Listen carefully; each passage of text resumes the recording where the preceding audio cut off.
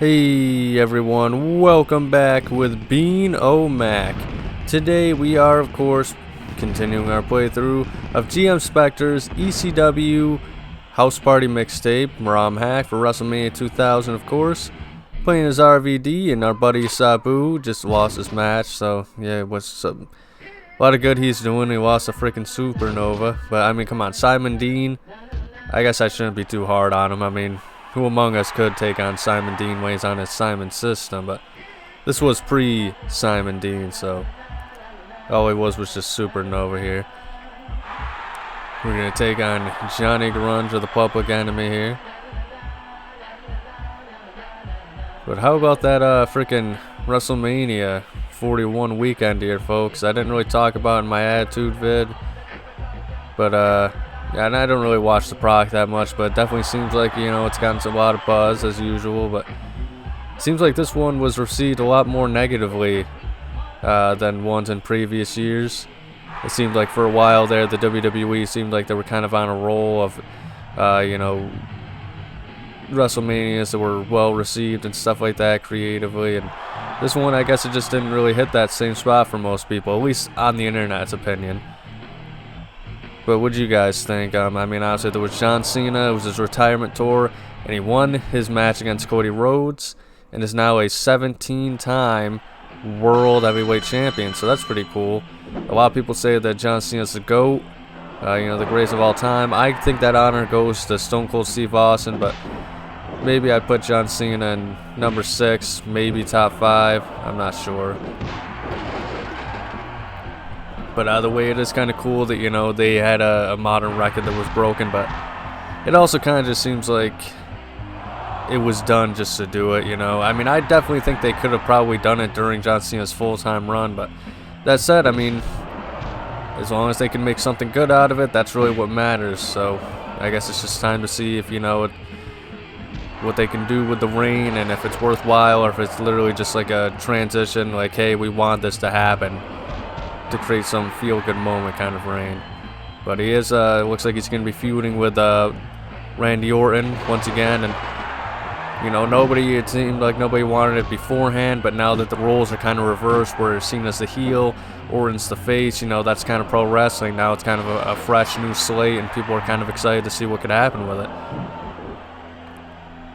And then you got Dominic Mysterio winning the Intercontinental title. And a lot of people say that was well deserved, and he seems like he's been over for quite a while. I don't think he's as relevant as he was a few years ago when he was feuding with Rey Mysterio and had Rhea Ripley and Liv Morgan by his side and stuff like that. But, you know, he's still, you know, chugging along. He's still doing pretty good for himself, and, you know, I mean, a lot of people said that he was gonna end up being a nobody in the WWE when he first started, which, I mean, let's be honest, the guy literally just started, so, I mean, what are you going to do? But it's almost kind of like he reminds me of like a Rock type deal, where, you know, he came in as the babyface and he just kind of needed a heel turn so he could get like a real character to grip himself into, you know, bite his teeth into, I should say. And then Gunther, I believe, lost his title match to Jey Uso, and I don't know, as soon as Jey Uso won the Royal Rumble, people were just kind of disappointed and deflated. I think it was kind of like a mixed bag type thing, though. But I don't know, I think the big issue that a lot of people had with this WrestleMania, from the sounds of it, was the fact that the creative didn't seem as good this time around as it had been in, you know, the previous years for like the Roman and Cody Rhodes feud and stuff like that, so... and people are complaining that The Rock kind of started the whole feud between John Cena and Cody Rhodes, but then just didn't really end up doing anything with it, which I can understand. Like, I feel like the year before, it seemed like, okay, Roman Reigns just couldn't be there, so they had to do like essentially a Cody Rhodes and Rock feud, and that was great stuff from what I've seen, you know, Crybaby Cody and all that sort of stuff. So it seemed like the logical step was going to be, you know, I think people were thinking, okay, maybe it's going to be Rock and Cody at SummerSlam. Nope. Then maybe it's going to be Rock and Cody at next year's WrestleMania. Nope. And you can't really entirely blame it, but I think the big issue with this one is people are like, well, why is The Rock involved if he's not? You know, if it's more about John Cena and Cody Rhodes type deal. So I don't know. That's just kind of the stuff that I can gather from the online wrestling community here. And apparently that WrestleMania, they had some sort of WrestleMania roast this year, and apparently it did not go down well. A lot of people said it was just terrible because I guess like there was just a lot of racist jokes. Like apparently one of them was Jinder Mahal was supposed to be, they mentioned like ISIS with Jinder Mahal or something like that, and they mentioned about how like Shinsuke Nakamura couldn't be there due to the tariffs and stuff like that. And I guess a lot of people were attacking people like Charlotte Flair, despite her not being, you know, on the panel for the roast or whatever. But either way, I mean, unless if it's like deliberately like actual racist stuff, I think there's a difference between racism and actual joking. And I don't know. I mean, I guess I have more tolerance for that kind of stuff than most people. But yeah, I mean, I just feel like, I mean, when people were complaining about Carlito saying the whole, oh man, you know, I gotta learn Chinese thing to like the Japanese ladies so he could, you know, as a clear joke of like, man, Carlito's an idiot for thinking it's Chinese instead of Japanese. When people got offended by that, I have no idea what the hell WWE was thinking, how they were gonna get away with it. So, and I mean, let's be honest, but I feel like there just wouldn't have been too many good jokes at that point, unless if it just, you know, involved maybe like Dom and like how many girls he goes through or something like that. But either way, somebody would have found issues with that. So I mean, the roast of WrestleMania sounds like a terrible idea. It seemed like it wasn't well received at all. And yeah, it just I think WWE even had to take it down or something like that. They said the audio was removed. I don't really know what that means, because maybe it was just something where it was just an audio thing and it wasn't like a, you know, a televised thing or something like that. I didn't check it out myself. This is just stuff that I've kind of noticed and seen on, you know, social medias and stuff like that of the aftermath of these things, which a lot of times when you also look at just that kind of stuff, you know, it only tells you half the story, you know, if you're not watching the live reactions and, you know, having been there and stuff like that. That's only half the story that you get to hear. These guys are kicking my ass, I'm not gonna lie, folks. The pit bulls are no joke in this this game, I guess. It was last video actually that I fought the one with the hair, which I believe is Pitbull number 1, if I remember correctly, because it was Pitbull number 1 is unfair, but Pitbull number 2 has no hair. That's how I try and remember it.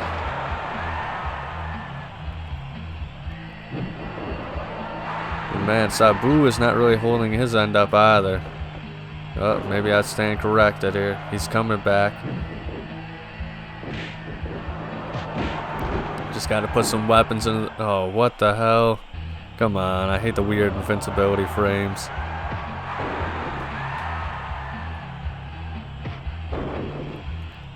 Uh-oh.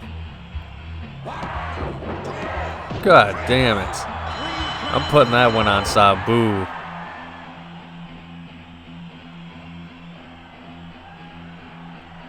The Pitbulls seem to have done pretty decently well for themselves in ECW, but I'd kind of be pissed off if I just didn't have a name. If I was just Pitbull 1 and then the other guy was just Pitbull 2.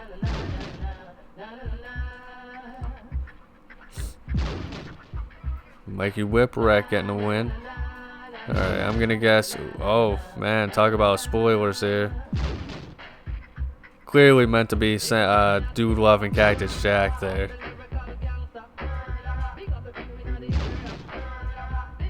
Little Guido. Alright, Jerry Lynn, he retains. Let's see if he's going to be champion long enough for me to take it from him next month. Since we won the King of the...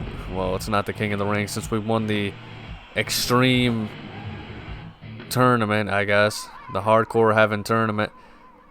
Once we get to August, at the end of the, you know, the pay-per-view there, whatever it's going to be, we are going to be able to you know, go for that World Heavyweight title. It's a cage match too, I'm calling it. I feel like it's always a cage match at SummerSlam. But it looks like we can try and redeem ourselves in this tornado tag match. No rope, no DQ, of course, you know. That's how pretty much all these matches I'm setting them as.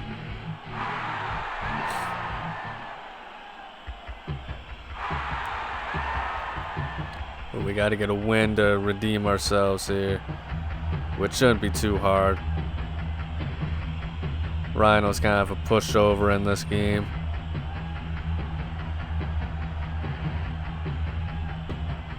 I love that walk that they give all the like the tough guy wrestlers, especially since it's like the shorter ones.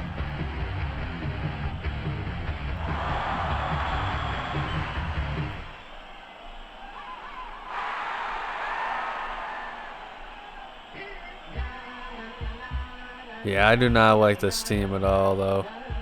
I mean, come on. That's something, I think I mentioned it before, but that's kind of something that I really don't like about this mode in particular, is that it's cool in theory. It reminds me of the WWE Universe mode and like games later on when they established that, where like after a few times a team loses, the team breaks up and stuff like that, and I think they sometimes start rivalries and stuff. With this game, though, they do that, and there's not rivalries or anything like that. If you do it with your own partner, that's what happens. But and the issue with me that I have with it is the fact that you know, you get these random thrown together tag teams and stuff like that, and like it's kind of cool in like a WWE Universe thing, but like, man, I want to face the Public Enemy. Know what I'm saying? Like and so it's just kind of frustrating when you get like, you know, halfway through. We're not even halfway through, honestly. Just, you know, to a certain point in this, you know, the Road WrestleManias or whatever, and you're just facing random thrown together teams that, you know, I don't know. It just bothers me, that kind of whole deal.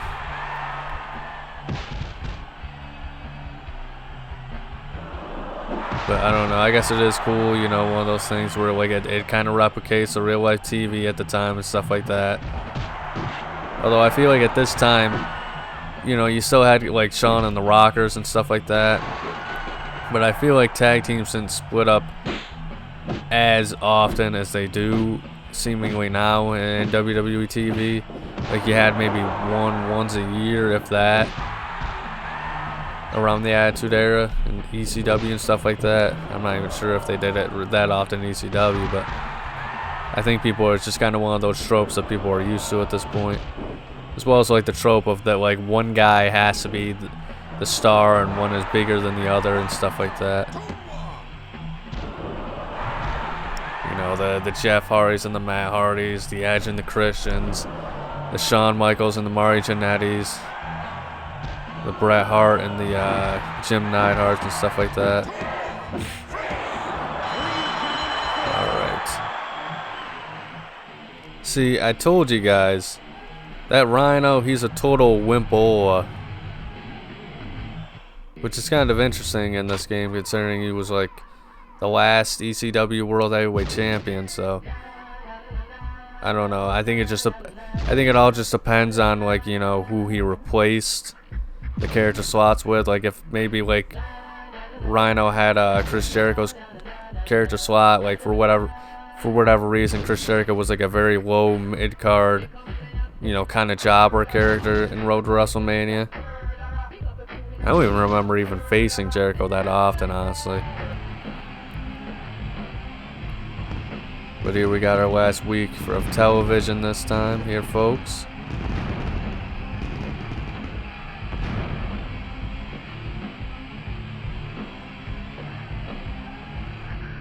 TNN. Alright, well, since this is pretty much a duplicate match here, folks, I've decided to make this one a tornado, as usual, but this is going to be a first blood encounter, so this could, I mean, theoretically, these could last, you know, up to like 10 minutes, even more if like the game just says, nah, I don't feel like making them bleed, but It could also end in like 2 seconds. Let's see. I think 55 was like my record or something like that. Let's see if we can beat it.